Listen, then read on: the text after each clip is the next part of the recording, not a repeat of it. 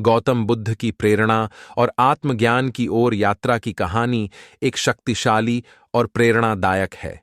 सिद्धार्थ गौतमा, जिन्हें बाद में बुद्ध के नाम से जाना जाता है, जिनका का जन्म 6वीं शताब्दी ईसा पूर्व में लुम्बिनी में हुआ था, जो अब आधुनिक नेपाल का हिस्सा है। उनके जीवन को विशेषाधिकार और विलासिता द्वारा चिह्नित किया गया था, क्योंकि वह राजा सुधोड़ना और रानी माया के पुत्र थे। हालांकि उनकी विशेषाधिकार प्राप्त परवरिश के बावजूद सिद्धार्थ अपने आस पास की दुनिया में देखी गई पीड़ा से बहुत परेशान थे। उन्हें एक युवा राजकुमार के रूप में जीवन की कठोर वास्तविकताओं से ढाल दिया गया था, लेकिन जब उन्होंने महल के बाहर उद्यम किया तो उन्हें पहली बार बुढ़ापे, बीमारी और मृत्यु का सामना करना पड़ा। इन मुठभेड़ों का उस पर गहरा प्रभाव पड़ा, जिससे वह जीवन के उद्देश्य और मानव पीड़ा की प्रकृति पर सवाल उठाता था। इन सवालों के जवाब खोजने के लिए सिद्धार्थ की प्रेरणा इतनी मजबूत थी कि उन्होंने एक महत्वपूर्ण निर्णय लिया।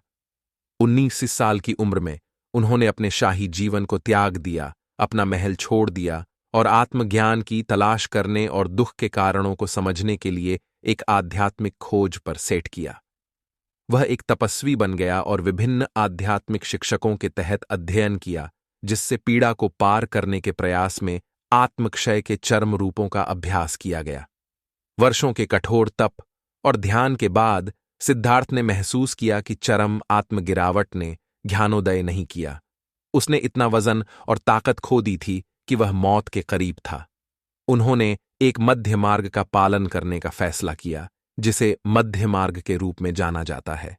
इस पथ ने जीवन के सभी पहलुओं में संतुलन और मॉडरेशन की वकालत की। एक दिन सिद्धार्थ एक बोधि के पेड़ के नीचे बैठ गया। जब तक कि उसने जो जवाब मांगा, तब तक ध्यान करने के लिए दृढ़ संकल्प किया। उन्होंने अपने ध्यान के दौरान प्रलोभनों, विकर्षणों और आंतरिक उथल-पुथल का सामना किया, लेकिन उन्होंने दृढ़ता से काम किया। अंत में गहन ध्यान की अवधि के बाद आत्मज्ञान ने उस पर ध्यान दिया और उसने निर्वाण, दुख और पुनर्जन्म से मुक्ति की स्थिति हासिल की। इसने उनकी आध्यात्मिक यात्रा की परिणति को चिह्नित किया।